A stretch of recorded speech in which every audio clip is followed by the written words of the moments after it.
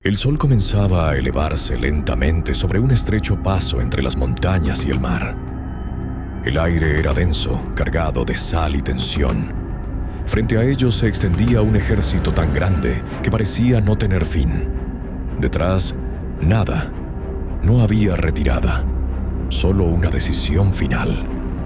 Eran apenas 300 hombres, y todos sabían que no volverían a casa.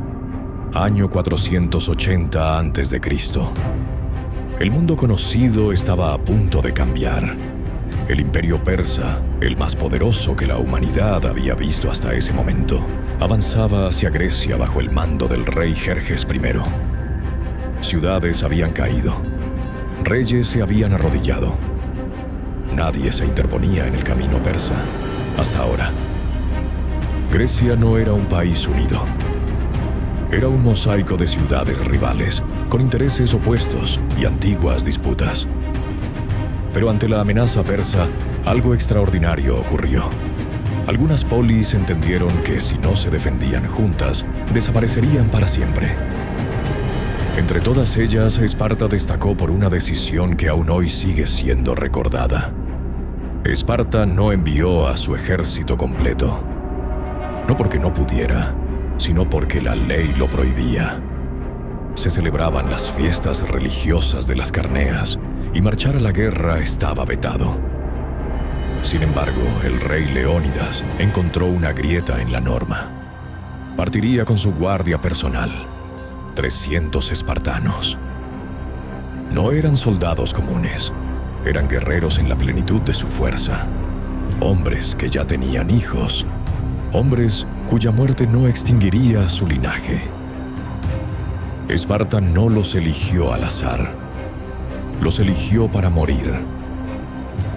Junto a ellos marcharon otros aliados griegos, pero la historia recordaría solo a esos 300. No porque lucharan solos, sino porque representaban algo más profundo: la decisión consciente de sacrificarse. El lugar elegido fue el paso de las Termópilas, un estrecho corredor entre la montaña y el mar, donde el enorme ejército persa no podría desplegar su superioridad numérica. Allí, la cantidad no importaba, solo la disciplina, la coordinación y la voluntad de resistir. Cuando Jerjes vio al pequeño contingente griego, creyó que era una burla. Se dice que envió emisarios exigiendo la rendición y la entrega de las armas. Leónidas respondió con 2 palabras que atravesaron la historia: molon lave. Ven por ellas. El primer día de combate fue un choque brutal. Oleada tras oleada de soldados persas avanzaron contra el muro de escudos espartano. Lanzas se clavaban, escudos resistían. Cada avance persa era rechazado con una precisión casi mecánica. Los griegos no gritaban, no corrían, no rompían filas, combatían como una sola entidad. Jerjes observaba incrédulo. Había enviado a sus mejores tropas, incluso a los inmortales, su guardia de élite. Ninguno logró romper la línea.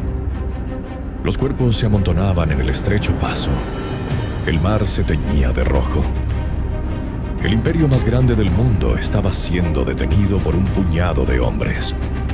El segundo día fue aún más sangriento. Los persas cambiaron tácticas, atacaron sin descanso. Pero el resultado fue el mismo. Cada baja persa parecía fortalecer la determinación griega. No luchaban por conquistar, luchaban por resistir. Cada minuto ganado era una victoria invisible. Pero ninguna muralla es eterna, y ninguna batalla épica está libre de traición. Un hombre llamado Efialtes, movido por la ambición o el miedo, reveló a Jerjes la existencia de un sendero oculto en la montaña, un camino que rodeaba el paso. Mientras los espartanos contenían al ejército frontal, los persas marchaban para rodearlos. Al amanecer del tercer día, Leónidas lo supo. La batalla estaba perdida. No había forma de escapar. No había refuerzos. No había victoria militar posible. Entonces tomó la decisión que lo convertiría en leyenda. ordenó a la mayoría de los aliados retirarse. Les dio una última oportunidad de vivir. Algunos se quedaron, otros obedecieron.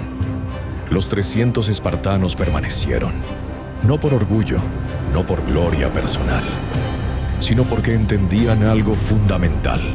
Su muerte podía cambiar el destino de Grecia. El combate final fue desesperado. Sin esperanza de sobrevivir, lucharon con una ferocidad absoluta. Cuando las lanzas se rompieron, usaron espadas. Cuando las espadas se quebraron, usaron escudos.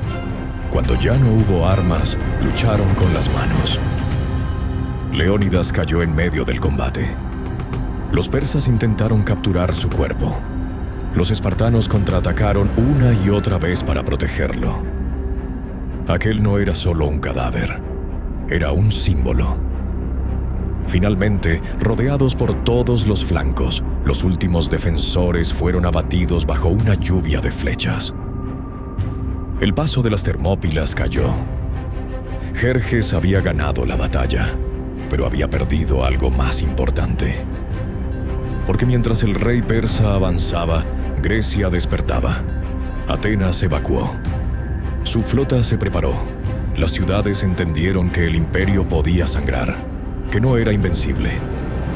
Meses después, los persas serían derrotados en Salamina y más tarde expulsados definitivamente. La resistencia griega cambió el curso de la historia occidental. Entonces surge la pregunta inevitable: ¿fue un mito? ¿Realmente fueron solo 300? La respuesta es no. Hubo miles de griegos en distintos momentos, pero la historia eligió recordar a esos hombres porque representaban una idea eterna. Que incluso frente a una derrota segura, la elección de resistir puede alterar el futuro. Las Termópilas no fueron una victoria militar. Fueron un sacrificio consciente, un mensaje enviado a través del tiempo. A veces la historia no la escriben los que sobreviven. A veces la escriben los que deciden quedarse, sabiendo que no volverán. Y ese es el verdadero enigma de las Termópilas. Las Termópilas nos dejan una pregunta que sigue incomodando siglos después. ¿Valió la pena morir sabiendo que la batalla estaba perdida? ¿O fue precisamente esa certeza lo que le dio sentido al sacrificio? Tal vez el verdadero poder de los 300 no estuvo en sus armas, sino en su decisión consciente de quedarse cuando todo indicaba que debían huir. Porque la historia no siempre cambia con victorias. A veces cambia con gestos imposibles de olvidar.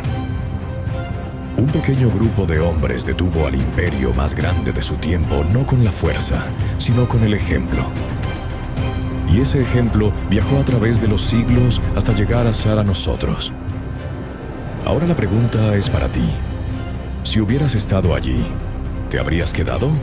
¿Habrías elegido vivir o convertirte en parte de la historia? Déjamelo en los comentarios. Me interesa saber qué habrías hecho tú. Y si te apasionan las historias donde el pasado aún guarda enigmas, suscríbete a Crónicas y Enigmas. Aquí no hablamos solo de batallas, hablamos de las decisiones humanas que cambiaron el mundo. Porque mientras existan preguntas sin respuesta, la historia sigue viva.